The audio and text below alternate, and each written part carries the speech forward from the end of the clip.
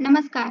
आजच्या व्हिडिओमध्ये मी तुम्हाला कामिका एकादशीच्या दिवशी गाईला काय खाऊ घातल्याने आपले सर्व संकट दूर होतात हे सांगणार आहे.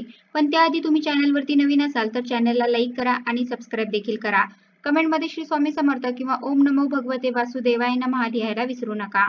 हिंदू धर्मात एकादशी तिथीला विशेष महत्त्व आहे. पंचांगानुसार प्रत्येक महिन्यात 2 एकादशी तिथी येतात. त्यानुसार वर्षभरामध्ये एकूण 24 एकादशी असतात.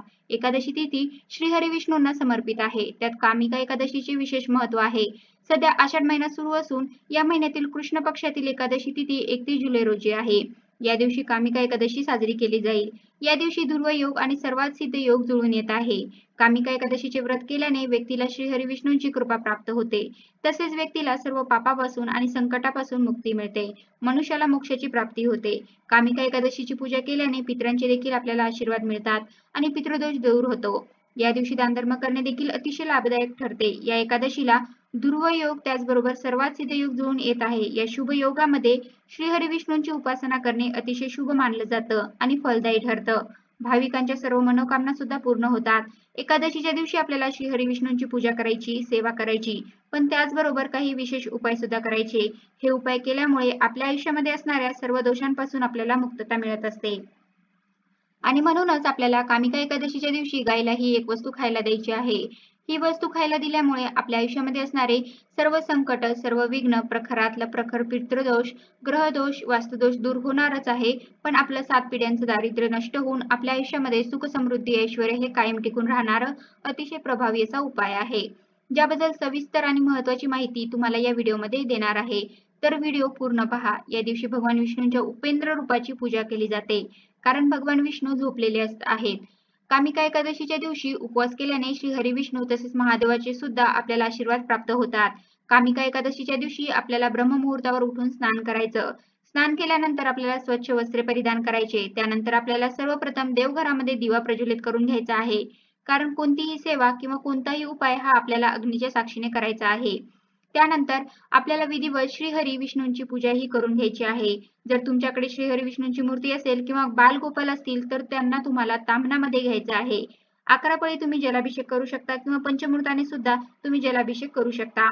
आणि त्यांना अभिषेक घालताना निरंतर ओम नमो भगवते वासुदेवाय नमः या मंत्राचा जप करत करत आपल्याला जलाभिषेक करून घ्यायचा आहे. नंतर त्यांना स्वच्छ पुसून त्यांच्या स्थानावर ठेवायचं आहे. त्यांना हळदीने किंवा पिवळ्या चंदनाने टिळक लावून घ्यायचा आहे. त्याचबरोबर त्यांना प्रिय असणारी पिवळी फुलं, पिवळी फळे अर्पण करून घ्यायची आहे. आणि त्यांना सर्वात जास्त प्रिय ती म्हणजे तुळस. तुळस सुद्धा आपल्याला आवर्जून अर्पण करून घ्यायची आहे. त्याचबरोबर त्यांना तुम्हाला नैवेद्य सुद्धा अर्पण करून घ्यायचा आहे. धूप, दीप, अगरबत्ती दाखवून घ्यायची आहे. अशा रीतीने आपल्याला विधिवत श्री हरी विष्णूंची पूजा करायची आहे. तसेच माता लक्ष्मीची सुद्धा आपल्याला पूजा करून घ्यायची आहे. त्याचबरोबर एकादशी तिथीला तुळशीच्या पूजेला सुद्धा विशेष महत्त्व दिलं जातं. ही सर्व देवपूजा करून झाल्यानंतर आपल्याला हा उपाय जो आहे तो करायचा आहे. हा उपाय किंवा ही सेवा तुम्ही दिवसभरामध्ये कधीही करू शकता. हिंदू धर्मामध्ये गाय, गंगा आणि गायत्रीला अनन्यसाधारण असं महत्त्व आहे. गायीचा जन्म हा समुद्र मंथनातून कामधेनू गायीच्या स्वरूपामध्ये झाला होता. त्याचबरोबर माता लक्ष्मीचा जन्म सुद्धा समुद्र मंथनातून झाला होता. म्हणूनच गायीला माता लक्ष्मीचं स्वरूप सुद्धा म्हटलं जातं. गायीच्या शरीरामध्ये 33 कोटी देवी देवतांचा निवास आहे. गायीची सेवा केल्याने आपल्या सर्व मनोकामना पूर्ण होतात. गाय ही स्वर्गात जाण्याची शिडी मानली जाते. जो व्यक्ती गोसेवा करतो त्याला स्वर्गाची प्राप्ती होते.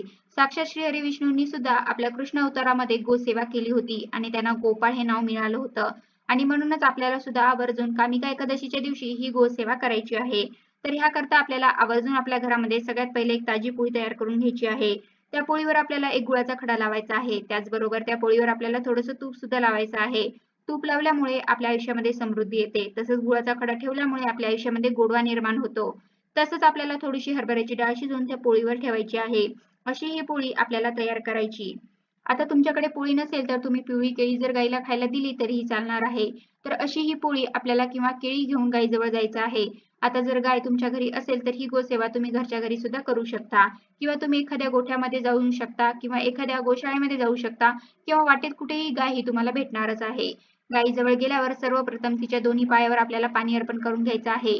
त्यानंतर तिला हळद कुंकू अर्पण करून घ्यायचं आहे. तिचं औक्षण करून घ्यायचं आहे आणि त्यानंतर ही पोळी जी आहे ती आपल्या हातामध्ये घ्यायची आहे किंवा केळी असेल तर ती केळी आपल्या दोन्ही हातामध्ये घ्यायची आहे आणि आपल्या हातामधून गायीला ह्या वस्तू खायला द्यायच्या आहेत. असं म्हटलं जातं जेव्हा गाय आपल्या हातातून ह्या वस्तू खाते आणि तिची जीभ आपल्या हाताला लागते त्यामुळे आपल्या आयुष्यामध्ये असणारं दारिद्र्य दूर होण्यामध्ये मदत मिळत असते. तसेच ही पोळी खायला दिल्यानंतर गाईला आवर्जून गाईला थोडंसं पाणी द्यायला सुद्धा प्यायला द्यायचं आहे. त्यानंतर आपल्याला गायीभोवती 11 प्रदक्षिणा मारायच्या आहे. प्रदक्षिणा मारताना आपल्याला निरंतर ओम नमो भगवते वासुदेवाय नमः या मंत्राचा जप करत करत 11 प्रदक्षिणा मारायच्या आहे. प्रदक्षिणा मारून झाल्यानंतर आपल्याला गायीच्या पायाखालची थोडीशी माती उचलायची आहे आणि तिने आपल्या कपाळावर टिळा लावायचा. त्याचबरोबर ही माती थोडीशी आपल्या घरी घेऊन यायची आहे आणि आपल्या घरातल्या प्रत्येक सदस्याच्या कपाळावर मातीने टिळा लावायचा आहे. कारण जो मनुष्य गायीच्या पायाखालची धूळ आपल्या मस्तकी लावतो आणि तिला हाताचा स्पर्श करून प्रदक्षिणा करतो, त्याला पृथ्वी प्रदक्षिणेचे व सर्व तीर्थामध्ये स्नान केल्याचे पुण्य प्राप्त होत असते. त्यानंतर आपल्याला गायीला हात जोडून मनोभावे प्रार्थना करायची. आपल्या आयुष्यामध्ये असणारे दुःख आहे, संकट आहे, विघ्न आहे ते दूर करण्याकरता मनोभावे आपल्याला प्रार्थना करायची आहे. ही गोसेवा केल्यामुळे आपल्या कुंडलीमध्ये असणारा प्रखरातला प्रखर पित्तदोष, गृहदोष, वास्तुदोष, नकारात्मकता त्याचबरोबर दारिद्र्य दूर होण्यामध्ये मदत मिळते. त्याचबरोबर आपल्यावर श्रीहरी विष्णू आणि माता लक्ष्मीची भरभरून अशी कृपा होते. त्यांच्या कृपेने आपल्या आयुष्यामध्ये कोणत्याही प्रकारची कमतरताही राहत नाही. अतिशय उच्च कोटीची ही गोसेवा आहे जी प्रत्येकाने कामिका एकादशीच्या दिवशी करायची आहे. कसा वाटला तुम्हाला माझा आजचा व्हिडिओ? कमेंट करून नक्की सांगा. धन्यवाद.